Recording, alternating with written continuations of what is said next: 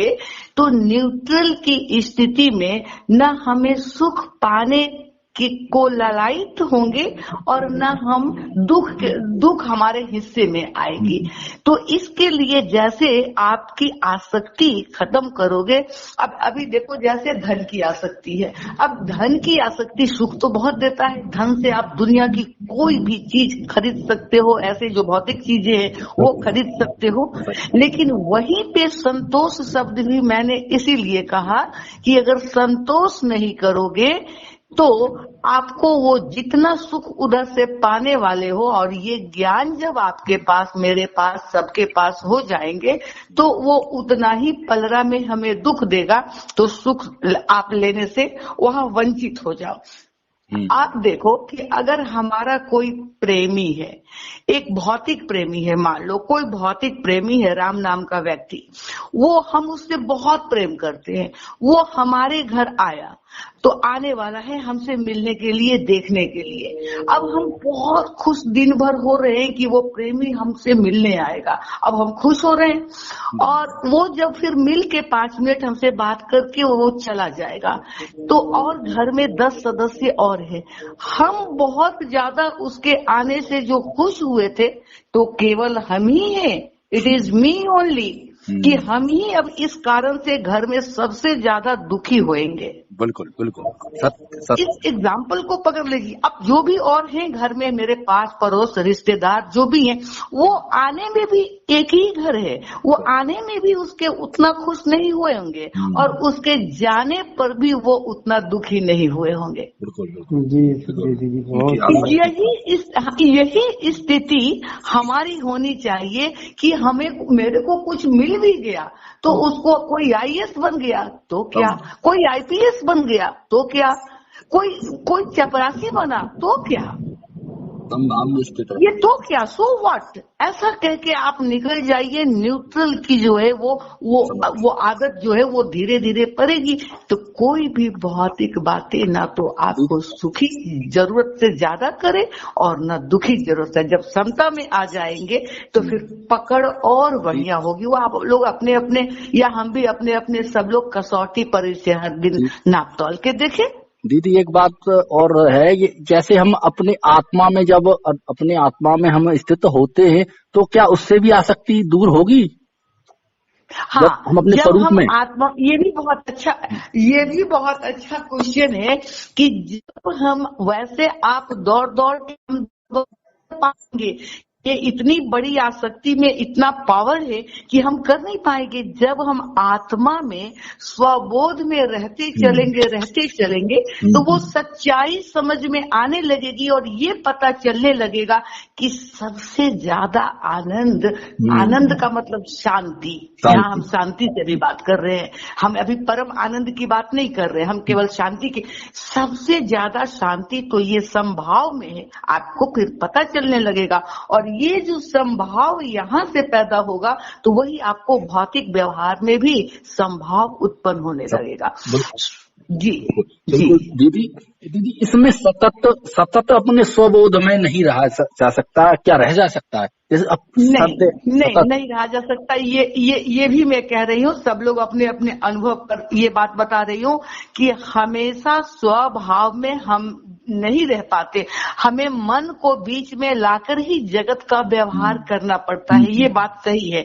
लेकिन आप या हम उस वक्त जो जगत का व्यवहार करते हैं, मन को, बुद्धि को, ये सब तो लाना पड़ेगा ना, मेमोरी के लिए चित्त को लाना पड़ेगा, डिसीजन कहीं करने के लिए बुद्धि लानी पड़ेगी, मन विचार विकल्प के लिए हमें ये मन को फिर सामने लाना पड़ेगा। वो लाकर व्यवहार कर लेंगे और उसको केवल एक औजार समझकर व्यवहार कर लेंगे, आसक्ति समझकर, लालच, लोभ, मोह समझकर नहीं। हाँ, ऐसा नहीं हो सकता क्या, जैसे कि हम व्यवहार में, जब व्यवहार काल में हो तो उस परमार्थ को मतलब स्मरण करते हुए युद्ध, जैसे भगवान ने बताया अर्जुन को कि है अर्जुन युद्ध भी कर और मेरा स्मरण भी कर, मतलब दोनों कार्य एक साथ, जैसे कर्म भी करो और उसमें अपने बोध को बनाए रखें, जी ऐसा जी संभव हो सकता है? जी जी, ये बहुत बड़ी बात आपने कही है कि अभी भी जो मैं आपसे बात कर रही हूँ तो मैं स्वभाव में, अपने स्वभाव में जितना हद तक हो सके मैं वहाँ हूँ अभी भी, और मन का इस्तेमाल कर रही हूँ। ये दोनों काम हो रहा है। हाँ मैं हाँ अपने को याद भी करते जा रही हूँ और फिर आपसे बात भी कर रही हूँ। तो हाँ ये है ना, ये भी अभी भी जो मैं आप अभी जो हम लोग जो बात कर रहे हैं, वार्तालाप कर रहे हैं, जो भी सत्संग कर रहे हैं, जो भी, तो अभी उस भाव में हूँ मैं, अपने उस चीज को छोड़ नहीं रही हूँ, स्वबोध को छोड़ नहीं रही हूँ, लेकिन बीच में मन को ला करके और आपसे बात भी कर रही हूँ और अपने स्वबोध के अंधेरा को उसके शून्यता को भी महसूस करके नशे जैसा वहां भी महसूस कर रही हूँ और यहाँ आपसे बात भी कर रही हूँ। और एक तब ये जब रहेगा तो ये आप तब क्या होगा कि आप किसी पर क्रोध ना करें, आप उसकी गला न काटे, आप उसके साथ छल न करें। ये कैसे होगा? जब स्वबोध में हम रहेंगे और हम व्यवहार का काम भी करेंगे तो हम कर्म समझकर उसको यूं ही जो कर्म समझकर कर डालेंगे, हम कर्ता बनकर नहीं करेंगे। जो मेरे सामने एक्ट आएंगे हम उसको कर डालेंगे, तो वो आसक्ति नहीं उसमें आएगी। ये अहंकार वाला वो जब नहीं आएगा तो आपकी आसक्ति कम होगी। मैं आपसे बात कर रही हूँ और मैं हाथ भी ऐसे उठा कर रही हूँ, लग रहा है किसी और का हाथ उठ रहा है, आपको इशारा कर रहा है, मेरे ओठ ऊपर नीचे ऐसे हो रहे हैं, तो लग रहा है एक शरीर बात कर रहा है। जो मुझे बोलना है शब्द अंदर से आते हैं, बोल जाते हैं।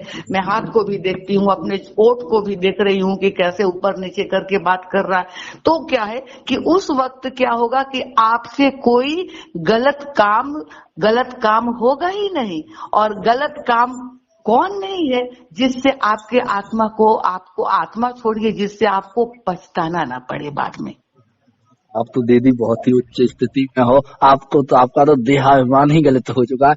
वैसे ये जो स्थिति है इसी को पाना है, और जो परम अवस्था है, ये जो मैं जिसको अनुभव किया मैं बता दे रही हूँ कि जो अभी भी बस, और बाकी तो पता नहीं, मैं खुद को भी ऐसे अब नहीं समझ पाती, लेकिन अनुभव जो कर रही हूँ और जो आप बोलोगे, मैं जो भी चीज, कोई भी चीज पढ़ के नहीं, अभी जो भी चीज मेरे अंदर में ही लग रहा है, ऐसे लगेगा स्वज्ञान, वो ज्ञान अंदर से आ जा रहा है। वो किताब की भी जरूरत नहीं, अब इसकी भी जरूरत नहीं, वो अंदर से ज्ञान आते चलेगा। आप बोलोगे और उसको लगेगा कि अंदर का ही, अब मुझे पता चलता है कि अंदर का अनुभव ही तो ज्ञान है। वही है ज्ञान स्वरूप। ये अंदर का अनुभव ज्ञान है। ज्ञान कहीं बाहर से रट के शब्द सब, हाँ वो चीज तो आपको बस वो केवल ओठ बताएगा, लेकिन आप ना अपने पूरे शरीर के अंदर को, शरीर को बाहर रख लो, स्वबोध में चले जाओ। स्वबोध से जो बातें आपके दिल के अंदर उठ रहा है, जो बात बोलने को हो रहा है, आप बोल डालो और उसके बाद फिर स्वबोध में चले जाओ। स्वबोध कभी भी मिसलीड नहीं कर सकता। वही हाँ सत्य। जैसे गागर का जो कभी भी मिसलीड नहीं करता, कोई और भी चीज और भी अन्यथा व्यक्ति मिसलीड करने, वो मिसलीड करने पर स्वबोध मिसलीड नहीं कर सकता। नहीं कर सकता, बिल्कुल आसक्ति हो ही नहीं सकती उसकी किसी भी बात। हाँ, वो जब स्वबोध, चूंकि स्वबोध चाहता है कि हट के अपने पे आओ, स्वबोध चाहता है कि हट के अपने पे आओ। जब तुम आ जाओगे हमारे पास तो मैं खुद ब खुद तुम्हारी आसक्ति को तोड़ दूंगा। बिल्कुल यही भक्ति है, यही प्रेम है, यही आनंद है और यही ज्ञान है, ज्ञान स्वरूप है, शांति है। जी आप लोग धन्य हो जो इस बात को समझ पाए कि हम क्या कहना चाहते हैं। दीदी बहुत ही अच्छी बात आपने की है और आपको साधुवाद है, और आप जो उस स्थिति में हो तभी आप वो बोल पा रही हो। और जैसे कबीरदास ने एक दुआ बोला है, जैसे गागर में चित रखती है नारी और गागर को ढोती है और बातें भी करती चलती है, उसी प्रकार अब हमको अपने स्वबोध में बने रहना भी है और कार्य भी करना। बिल्कुल गागर को सिर पे लेके ध्यान वहीं पे रहना है और चलते रहना है। वैसे ही सूरत को वहाँ पे लगा दो और अपना कार्य करते रहो। जी बिल्कुल ये समत्व योग है, समत्व योग जो गीता में बताया है, समत्व योग समभम भाव में स्थिति। जी जी गीतेश जी ने बहुत ही अच्छा मतलब एक तरह का सत्संग उपलब्ध करा दिया है हम सबको। बहुत ही अच्छा लगा। आज तो मेरा मन नहीं कर रहा है कि मैं फोन को काटूं। दीदी हम भी धन्य हो गए, हम तो जो आनंद लूट रहे हम ही जानते हैं। बहुत बहुत धन्यवाद आपको, बहुत बहुत प्रणाम दीदी जी। हम तो प्रणाम आप लोगों को भी आ गए हैं। हाँ, आपको भी सारिका। हाँ जी प्रणाम, और सब सब भाइयों को प्रणाम, सभी को प्रणाम। अच्छा लगा। रेणु दीदी प्रणाम। हाँ प्रणाम सभी को प्रणाम। शुभ रात्रि, शुभ रात्रि आप सभी को प्रणाम। सच्चिदानंद भगवान की जय सच्चिदानंद जय सच्चिदानंद भगवान। जय जय हो।